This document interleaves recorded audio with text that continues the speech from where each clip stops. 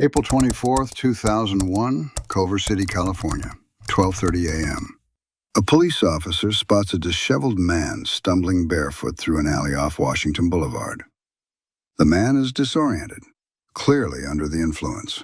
When the officer runs his name, he discovers he's just arrested Robert Downey Jr., Oscar-nominated actor, former Saturday Night Live cast member, and Hollywood's most notorious cautionary tale.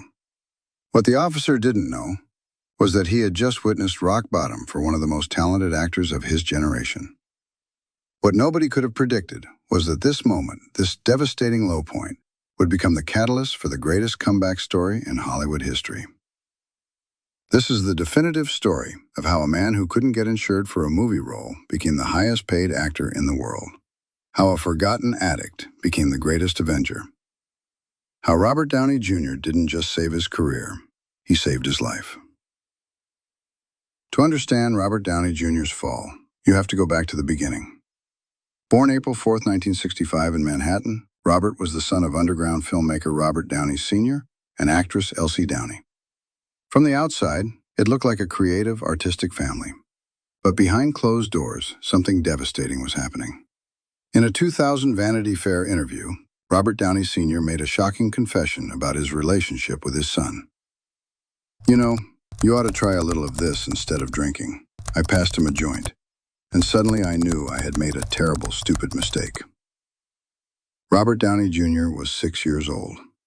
His father, struggling with his own addictions, had just introduced his child to marijuana at a party. Years later, Downey Sr. would reflect on this moment.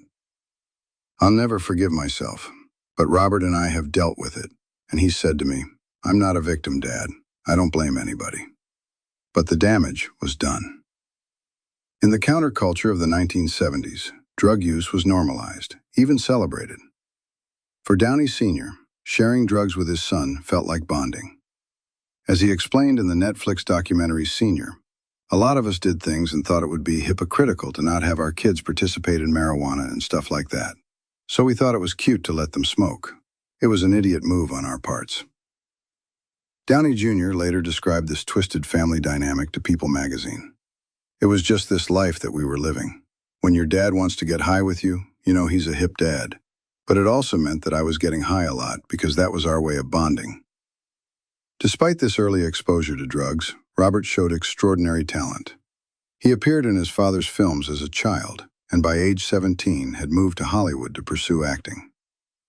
But the seeds of his destruction had already been planted.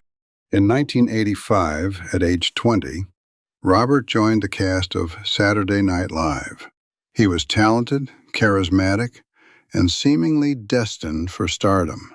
But behind the scenes, he was already using drugs regularly. As he would later admit, he had been getting high most nights since his late teens. The late 1980s should have been Robert Downey Jr.'s golden period. After leaving SNL, he starred in a string of successful films that established him as one of Hollywood's most promising young actors. In 1987, he delivered a haunting performance in Less Than Zero, playing Julian Wells, a wealthy teenager whose life spirals out of control due to heroin addiction. The role was eerily prophetic. Then came Chaplin in 1992. Robert's transformation into Charlie Chaplin was nothing short of miraculous. He learned to play violin, piano, and tennis left-handed. He studied Chaplin's every move, every gesture. The performance earned him an Academy Award nomination and established him as one of the finest actors of his generation. But even during this career high, the warning signs were there. Robert was drinking heavily and experimenting with harder drugs. He later described this period to addiction specialist Dr. James Young. "I was able to stay sober while working on a film for a period of time, but would soon fall off the wagon and begin using again, going on days-long benders."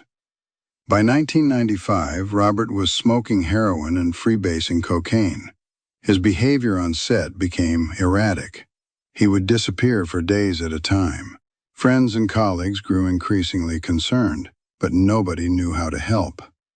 In early 1996, actors Sean Penn and Dennis Quaid made a desperate intervention. They knocked on Robert's door, took his keys, and drove him to a rehab center in Tucson, Arizona. It seemed like the wake-up call he needed. But just days later, Robert escaped from the facility and checked himself out. The intervention had failed. The spiral was about to accelerate beyond anyone's worst nightmares. What happened next would make headlines around the world and transform Robert Downey Jr. from a rising star into a cautionary tale. June 23, 1996. Pacific Coast Highway, Malibu, 11:30 p.m. Robert Downey Jr. is speeding down Sunset Boulevard in his Porsche when police pull him over. What they find in his car will make headlines around the world.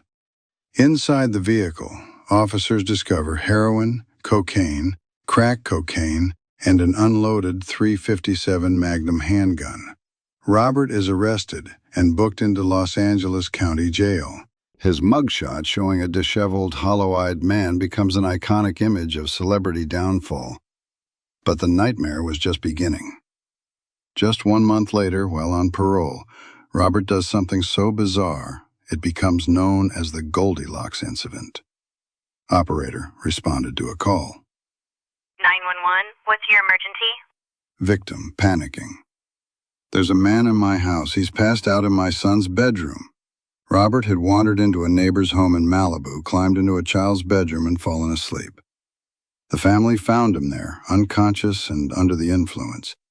Incredibly, they refused to press charges, but the incident made national news. The 911 call tape was released online, and suddenly Robert Downey Jr. wasn't just a troubled actor, he was a public spectacle. News spread like wildfire. Robert Downey Jr. was found sleeping in a neighbor's bed. The actor was under the influence of a controlled substance. This is becoming a pattern for the troubled star. In November 1996, Robert stood before a judge trying one last time to explain his behavior. His words to the court would become some of the most haunting ever spoken by a celebrity. It's like I have a shotgun in my mouth and I've got my finger on the trigger and I like the taste of the gunmetal.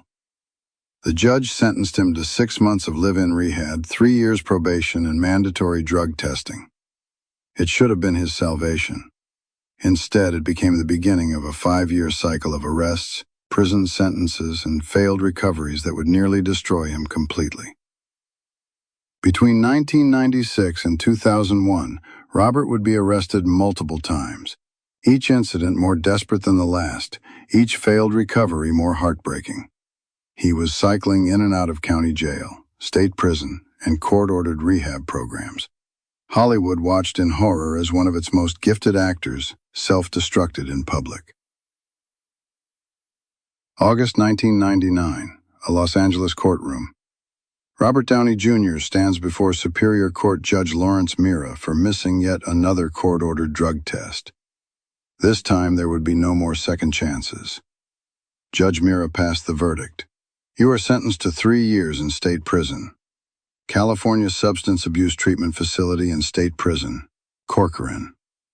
Robert Downey Jr., Oscar nominee, SNL alum, Hollywood A-lister, was now prisoner number P50522.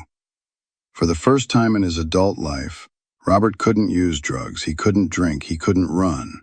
He was forced to confront the monster he had become. He served nearly a year before being released on parole in August 2000. But instead of emerging reformed, Robert seemed more fragile than ever. Within months, he landed a role on the hit TV series Ally McBeal, a casting decision that would prove both a blessing and a curse. His performance as Larry Paul was magnetic. He won a Golden Globe and earned an Emmy nomination. For a brief moment, it seemed like the old Robert Downey Jr. was back. But behind the scenes, he was still using. Robert mentioned at the time, "It was my lowest point in terms of addictions. At that stage, I didn't give a fuck whether I ever acted again." Thanksgiving weekend 2000, Palm Springs, California. Robert was staying at Merv Griffin's hotel in Givenchy Spa when police, responding to an anonymous 911 call, searched his room. They found cocaine and Valium. But Robert continued working. He was scheduled to appear in at least 8 more Ally McBeal episodes. He was planning to play Hamlet in a Los Angeles stage production, directed by Mel Gibson. Against all odds, his career was somehow continuing. Then came that final arrest. April 24, 2001, Culver City. Barefoot in an alley, under the influence. This time, Ally McBeal executives had enough. Despite the fact that Robert's character had revitalized the show's ratings, they fired him immediately. Robert Downey Jr. has been fired from Ally McBeal following his latest arrest. Mel Gibson canceled the Hamlet production. Robert lost a role in the high-profile film America's Sweethearts. By July 2001, he was homeless, unemployable, and essentially bankrupt. Robert Downey Jr. had lost everything: his career, his money, his family, his dignity. He was 36 years old and seemed destined to become another Hollywood cautionary tale. What happened next would defy every expectation and change his life forever. 2003, an old friend made a decision that would change everything. Mel Gibson, director, actor, and longtime friend of Robert's, had acquired the rights to a quirky British musical called The Singing Detective. Gibson said, "I want Robert for the lead." Studio executive retorted, "Mel, you know we can't insure him." Gibson, "Then I'll pay for the insurance myself." Gibson didn't just cast Robert in The Singing Detective. He personally underwrote Robert's liability insurance with his own money. As Gibson later explained, "When I saw you all those years ago and got all those warnings, I just thought, there's nothing so much wrong with him. You're a good dude with a good heart." The Singing Detective was a commercial failure, earning less than $1 million against its $8 million budget. But for Robert, it was priceless. It was proof that he could still perform, still be trusted, still be insured. Most importantly, it was proof that someone still believed in him. But the real transformation was happening off-screen. In 2003, Robert met film producer Susan Levin on the set of Gothica. She was smart, successful, and completely unimpressed by his Hollywood reputation. As Susan later recalled, "Addiction was so foreign to me, I was incredibly ignorant of the hold it had on people. But her ignorance may have been exactly what Robert needed." Susan didn't see him as a cautionary tale or a rehabilitation project. She saw him as a man, and she gave him an ultimatum that would save his life: give up drugs completely or lose her forever. Robert chose Susan. For the first time in his adult life, he chose love over addiction. They married in August 2005, and Robert credits that decision as the moment his real recovery began. But marriage wasn't the only thing that saved Robert Downey Jr. He also discovered something unexpected: martial arts. Specifically, Wing Chun Kung Fu, taught by Master Eric Oram. As Robert explained to Oprah in 2011, "I can't even say how much martial arts have impacted my ability to stay well and focused. It's a spiritual practice. It's grounded me." By 2005, Robert had been clean for 2 years.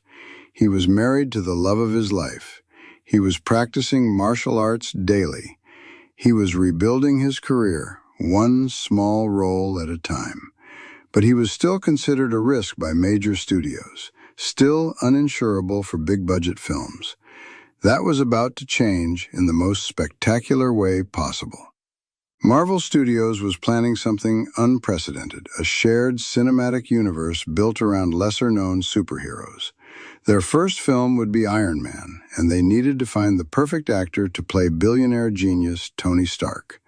Director Jon Favreau had one name at the top of his list: Robert Downey Jr. To everyone else, it seemed like madness. He made his position clear: "I want Robert Downey Jr. for Tony Stark." Marvel executives, astonished, retorted back, "Under no circumstances are we prepared to hire him at any price." Marvel's position was understandable. Robert was still considered an insurance liability. Other A-list actors like Tom Cruise were interested in the role.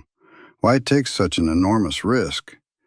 But Favreau saw something others didn't. As he later explained, the story of Iron Man was really the story of Robert's career. That was a big gamble on whether or not he was really serious about it. The parallels were undeniable. Tony Stark was a genius who had hit rock bottom, nearly died, and used technology to rebuild himself into something better. Robert Downey Jr. was an actor who had hit rock bottom, nearly died, and was using sobriety to rebuild himself into something better. After the initial rejection, Favreau called Robert with the bad news. Look, I fought, I tried, I did what I could. It's a pity and a shame, but unfortunately, it's going to stop here. Robert Downey Jr. had a strange response. With your permission, I'm going to hold out hope. That response changed everything. Favreau intensified his campaign and eventually, Marvel agreed to a screen test. When Robert walked into that room and delivered Tony Stark's lines, something magical happened. As Kevin Feige, president of Marvel Studios, later reflected, I remember sitting down with Robert and I was like, he just got it and he's got that spark in him in his eye and he's ready. Marvel finally agreed to cast Robert, but with conditions. His salary was relatively modest and he had to maintain sobriety. If he relapsed, he would lose half his paycheck. May 2nd, 2008, Iron Man premiered at the El Capitan Theater in Hollywood. The reviews were incredible. The box office was phenomenal, and Robert Downey Jr.'s career resurrection was complete. The film earned $585 million worldwide and launched the Marvel Cinematic Universe. But more than that, it proved that second chances were possible, that redemption was real. As Favreau later gloated, now the Marvel Universe is the biggest franchise in film history. That was a big gamble on whether or not he was really serious about it, and now history has definitely proven that he was dead serious about it, and now he is the biggest star in the world. Robert Downey Jr. had gone from unemployable to invaluable, from rock bottom to the top of the world, but his greatest triumph was still to come. The success of Iron Man was just the beginning. Over the next decade, Robert Downey Jr. would appear in 10 Marvel Cinematic Universe films, becoming the face of the most successful film franchise in history. But it wasn't just about the money, though there was plenty of that. By 2019, Robert had earned nearly $100 million for his final 2 Avengers films alone, making him one of the highest-paid actors in the world. More importantly, Robert had found his purpose. He wasn't just playing a character. He was inspiring millions of people around the world. Tony Stark's journey from selfish billionaire to selfless hero mirrored Robert's own transformation from addict to role model. But Robert never forgot where he came from. In 2014, he visited San Quentin State Prison to speak with inmates about addiction and recovery. His message was simple. I'm not a victim. I don't blame anybody. The only failure is not getting back up. Beyond Marvel, Robert continued to challenge himself as an actor. The Sherlock Holmes films with Guy Ritchie showcased his range and charisma. His Wing Chun training with Eric Oram even informed the fight choreography. As Oram explained, Robert brings Wing Chun principles to everything he does. Guard your center. Keep your eye on the lead elbow. Get to the blind side. Robert often spoke about how martial arts philosophy had become life philosophy. Wing Chun problems are life problems, and life problems are Wing Chun problems. By 2015, Robert and Susan had 2 children together, Exton and Avery. His oldest son, Indio, from his first marriage, had struggled with addiction himself, leading to Robert's most honest reflection on the cycle of addiction. When you collide your DNA with your partner, half the writing is on the wall. The Robert was determined to break that cycle. He was present for his children in a way his own father hadn't been. He was sober, stable, and committed to his family above all else. In 2019, after 11 years as Iron Man, Robert filmed his final scene in Avengers Endgame. Tony Stark's sacrifice to save the universe was in many ways the completion of Robert's own heroic journey. The boy who had been given drugs at age 6 had become the man who inspired millions. The addict who couldn't get insured had become the actor who launched a billion-dollar franchise. The prisoner who had lost everything had become the hero who saved the day. March 10, 2024, the Dolby Theater, Hollywood. Robert Downey Jr. stands on the Academy Awards stage holding the Oscar for Best Supporting Actor for his role in Oppenheimer. It had taken 32 years since his first nomination for Chaplin, but he had finally won. As he stood there, 59 years old and sober for over 2 decades, the magnitude of his journey was undeniable. In his acceptance speech, Robert thanked his wife Susan, calling her the veterinarian who treated this sick animal back to health. But he also acknowledged the unlikely path that had brought him there. As he hilariously put it, "I'd like to thank my terrible childhood and the Academy in that order." Robert himself has never forgotten the darkness he emerged from. In a 2011 speech honoring Mel Gibson, the man who paid his insurance when no one else would, Robert's words captured the essence of redemption. "When I couldn't get sober, he told me not to give up hope, and he urged me to find my faith. It didn't have to be his or anyone else's, as long as it was rooted in forgiveness. Forgiveness of others, but most importantly, of himself. That may be the secret to Robert's transformation. He didn't deny his past or make excuses for it. He faced it, learned from it, and used it to become better.